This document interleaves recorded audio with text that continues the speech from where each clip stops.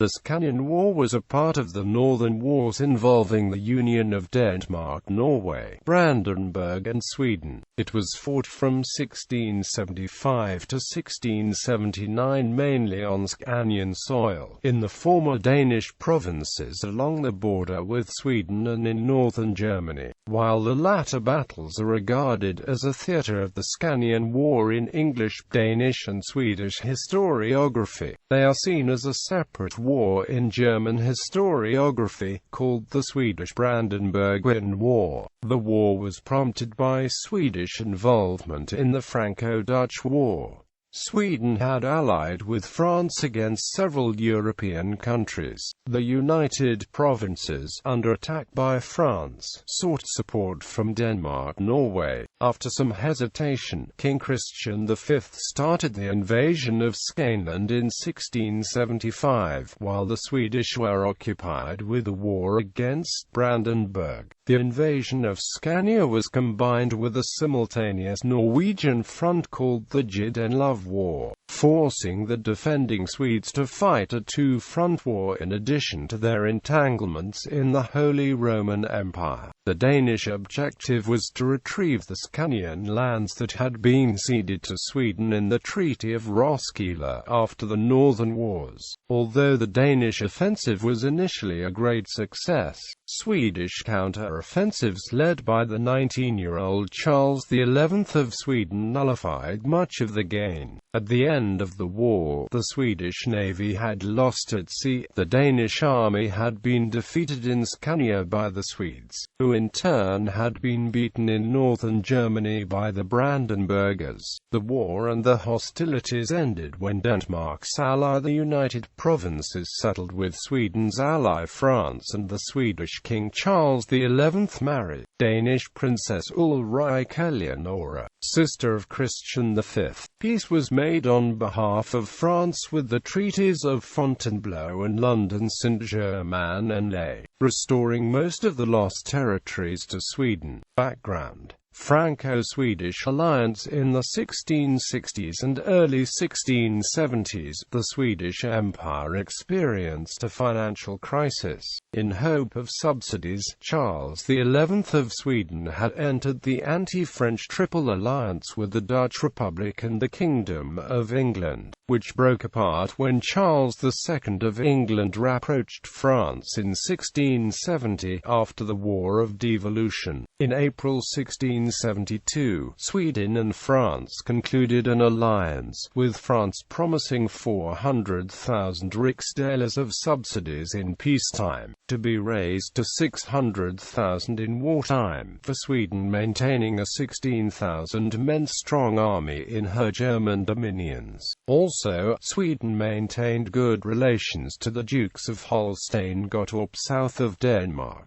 By September 1674, Sweden had enlarged her army to 22,000 men, after France had increased the subsidies to 900,000 riksdalers, which she threatened to withdraw if Sweden was not using this army, stationed in Swedish Pomerania, for an attack on her adversaries. By December, the Swedish army had grown to 25,000 to 26,000 men, 4,000 to 5,000 of whom stationed in Bremen, 2,000 to 3,000 in Wismar, 6,000 to 7,000 in Pomeranian garrisons, and 13,000 free to operate under Lord High Constable and Field Marshal Carl Gustaf Wrangel. Anti-Franco-Swedish alliance. Another defensive alliance formed in September 1672 between Denmark, Emperor Leopold I, the Electorate of Brandenburg, and the Duchies of Brunswick-Selle, Brunswick-Wolfenbüttel and Hesse-Kassel. This alliance maintained an army of 21,000 foot and 10,500 horse, and since May 1673, an additional 12,000 men and 20 vessels maintained with Dutch subsidies. Brandenburg was then the second most powerful German state, and maintained its own standing army of 23,000 men. The Netherlands had been attacked by the French army in 1672, known as the Rampjar. and the ensuing Franco-Dutch War would only be concluded by the treaties of Nijmegen in 1678.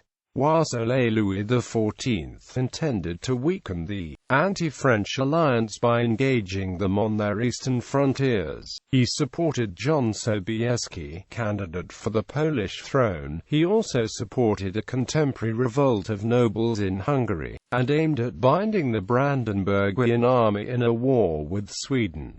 War on land. In northern Germany, Swedish-Brandenburg War. In December 1674, Louis XIV of France called upon Sweden to invade Brandenburg. Wrangel advanced into the Uckermark, a region on the Brandenburg-Pomeranian frontier, securing quarters for his forces until the weather would permit him to turn westwards to Hanover. Frederick William I, Elector of Brandenburg, received the news in the Rhine Valley, and turned northeast to confront Wrangel. On the 18th of June of the 28th of June the armies met in the Battle of Fehrbellin. The Fehrbellin affair was a mere skirmish, with actual casualties amounting to fewer than 600 men, but it was a defeat by a numerically inferior force from a territory Sweden had little regard for. As a result of this defeat, Sweden appeared vulnerable, encouraging neighboring countries that had suffered invasion by Sweden in the prior Swedish campaigns to join in the Scanian War. Wrangel retreated to Swedish Bremen.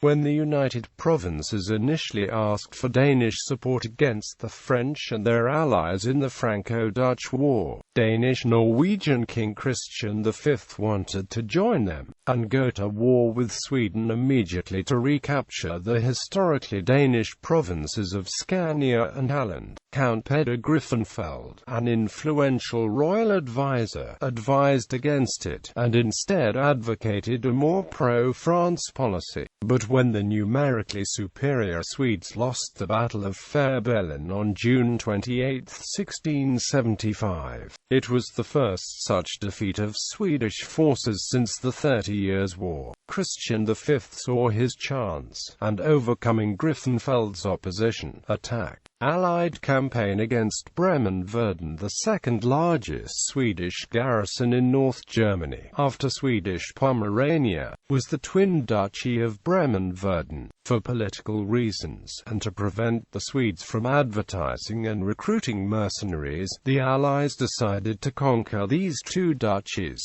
Denmark and Brandenburg Prussia were joined by allies from the neighboring imperial principalities of Munster and the Duchy of Brunswick-Luneburg. The campaign began on the 15th of September 1675 with an Allied advance into the two Swedish duchies. They rapidly captured one Swedish fortress after another. The Swedes were hampered by the high number of mainly German deserters because, after the imposition of the imperial ban, it was forbidden to take up arms against member states of the Holy Roman Empire. By the end of the year, only the Swedish headquarters town of Stade and Carlsberg were still in Swedish hands. In November, the Allies sent the troops into winter quarters, with the result that the conquest of the last remaining Swedish strongholds had to wait until the following year. Stade did not surrender until the 13th of August 1676. This theatre of war was nevertheless only of secondary importance for the Allies and for Sweden. Swedish Pomerania. At this point, the Swedish Empire in Germany began to crumble. In 1675, most of Swedish Pomerania and the Duchy of Bremen were taken by the Brandenburgers, Austrians, and Danes. In December 1677, the Elector of Brandenburg captured Stettin. Strahl soon fell on October 11, 1678. Greifswald, Sweden's last possession on the continent, was lost on November 5. A defensive alliance with John III of Poland was rendered inoperative on August 4. 1677 by the annihilation of Sweden's sea power, the Battle of Öland, June 17, 1676, Battle of Femen, June 1677, and the difficulties of the Polish king. Danish recapture of Scania. The Danish recapture of Scania started with the seizure of Helsingborg on June 29, 1676. Danish King Christian V brought 15,000 troops against a defending Swedish army of 5,000 men, who spread out over the province. Initially the operation was a great success. Large parts of the local peasantry sided with Denmark, and the outnumbered Swedish troops were in bad shape. Town after town fell into the hands of the Danes, and the Swedes had to retreat north to Sweden proper. In a month's time only the fortified town of Malmö remained under Swedish control.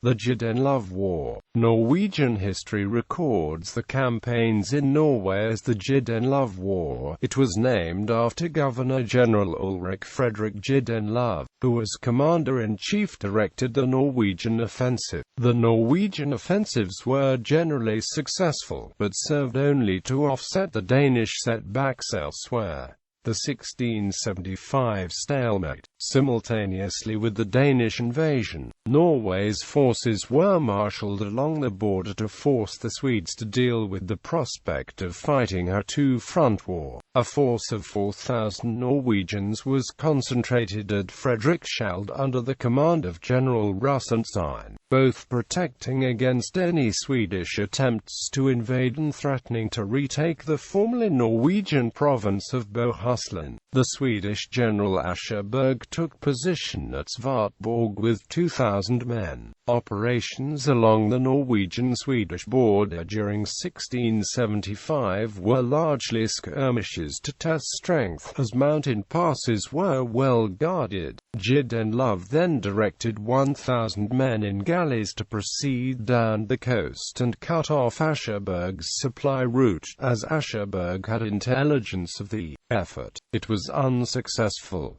Both armies went into winter quarters in the border districts. Juden Love's 1676 campaign. In 1676, Juden Love personally led Norwegian forces in the field. His Norwegian army took and fortified the pass at Kvistrom and proceeded south, seizing Uddevalla with minimal opposition. Swedish forces provided significantly more resistance to the attack on Vänersborg, but Juden Love's forces captured it. Further, his forces moved to Bohus, where they were supplemented by General Tunhuitfeldt's army of 5,000 men. In early August, a Danish expedition was sent north to take the town of Halmstad and then advance along the Swedish west coast to seek contact with General Juden Love's forces. This led to the Battle of Philebro, where Charles XI of Sweden won a decisive victory over the Danish mercenary force led by a Scotsman, General Duncan, effectively preventing the linking of forces. The Swedes then retreated north to gather more troops. Christian V brought his army to Halmstad and besieged the town for a couple of weeks, but gave up and returned to winter quarters in Scania. The recapture of Bohuslän. Despite the Danish forces' defeat at Philebro, the successful recapture of Scania allowed Norwegian troops to regain formerly Norwegian Bohuslän. During the winter of 1677, the Norwegian army was increased to 17,000 men, allowing operations to increase further. Juden Love captured the fortress at Marstrand in July and joined forces with General Löwenhielm. The Swedes mounted a counter-offensive under the command of Magnus Gabriel de Lagarde, sending an army of 8,000 to expel the Norwegian forces. They were defeated by the Norwegians and forced to retreat, holding only Bohus fortress in Bohuslän. The recapture of Jamtland. In August 1677, Norwegian forces of 2,000 men, led by General Reinhold van Hoven and General Christian Schultz, also retook formerly Norwegian Jamtland. Although Bohuslän and Jamtland were former Norwegian provinces and the forces in both locations were well received by the native populations there, things went badly for Denmark-Norway in the Scanian campaigns, and the Norwegian forces withdrew when ordered to do so by King Christian V. The war in Scania. On October 24, 1676, the Swedish King Charles XI marched back into Scania with an army of 12,000, forcing the Danes in the defensive. After a number of skirmishes, the Danish army was badly beaten in the Battle of Lund on December 4. Despite gains by Juden Love in the north, the Swedish offensive of Charles XI tipped the scale. After failing to take Malmö and the defeat at the Battle of Landskrona, the Danish army in Scania was still not beaten, but the morale was definitely broken. However, the Danes held the fortified town of Landskrona and was able to ship in more Dutch and German mercenaries, and in July 1678 Christian V marched east to rescue the diminishing Danish garrison in the town of Kristianstad, besieged by the Swedes. After facing the whole Swedish army on the plain west of Kristianstad, Christian V opted not to give battle but to retreat back to Landskrona and evacuate all his troops from Scania. War at sea. Battle of Åland. The war was also fought at sea. In the Battle of Åland, June 1, 1676, the Danish and Dutch fleet won a great victory over the Swedes, sinking one of the largest naval vessels at that time, Kronen. With the victory they got control of the Baltic Sea. Battle of Femen. The Danes won another significant victory in the Battle of Femen on the 31st of May 1677. The battle was located between Femen and Warnemund, north of modern-day Germany. The Danes had been blockading a Swedish squadron in Göteborg, and each side had been sending fleets out regularly in the hope of a decisive victory at sea. The Swedish ships, under Erik Karlsson Joblad, left to return to the Baltic Sea and met a larger Danish squadron under Admiral Niels Juel. The action started in the evening of the 31st and continued until the next morning. It was an almost complete Danish victory. Several Swedish ships were captured, most as they tried to flee, and one was run aground and burned. Battle of Koge Bay. The control at sea was secured a year later, when the Danish fleet, led by Niels Juel, again defeated the Swedish fleet at the Battle of Koge Bay, near Copenhagen. The Swedes lost over 3,000 men in this engagement, while the Danish only suffered some 375 casualties. The Danish success at sea hindered the Swedish ability to move troops between northern Germany and Sweden. Peace was negotiated between France and Denmark at the Treaty of Fontainebleau in August 23, 1679. The peace, which was largely dictated by France, stipulated that all territory lost by Sweden during the war should be returned. Thus the terms formulated at the Treaty of Copenhagen remained in force. It was reaffirmed by the Treaty of Lund, signed by Denmark, Norway and Sweden themselves. Denmark received minor war reparations from Sweden and returned Swedish ruggen. Likewise, the electorate of Brandenburg had to return her gains, Bremen, Verdun and Swedish Pomerania, to Sweden on behalf of France in the Treaty of Saint-Germain-en-Laye. On the ground in Scania itself, however, the war had a devastating effect in raising the hopes of the pro-Danish guerrilla known as Snaffane, who thereupon suffered savage repression from the reinstated Swedish authorities.